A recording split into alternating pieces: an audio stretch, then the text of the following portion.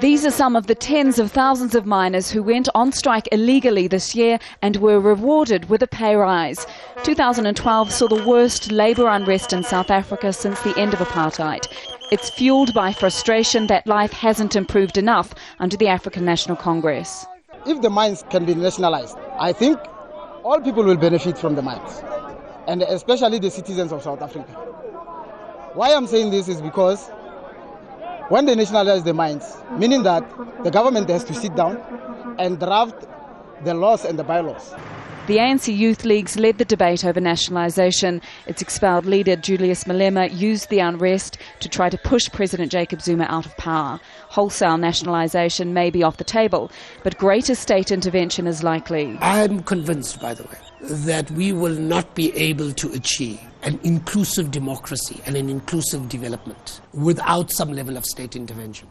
That the debate in South Africa is not between capitalism versus socialism.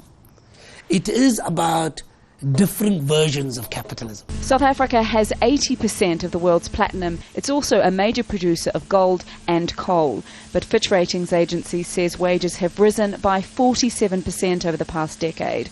And as costs soar, the mining industry is becoming uncompetitive. The strikes have really pushed the debate over nationalisation and greater state intervention to the foreground. But it's also forced many mining companies to review their operations. Thousands of miners have been sacked and shafts have been closed.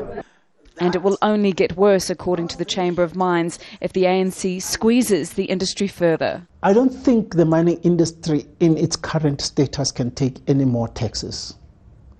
Even if the ANC with its good intentions can propose a policy change that would actually take more taxes. My chief economist says, don't kill the goose that lays the eggs. You can't, it can pay so much more. Whoever leads the ANC will have to negotiate the party through a critical time in the mining sector. Tania Page, Al Jazeera, Limpopo, South Africa.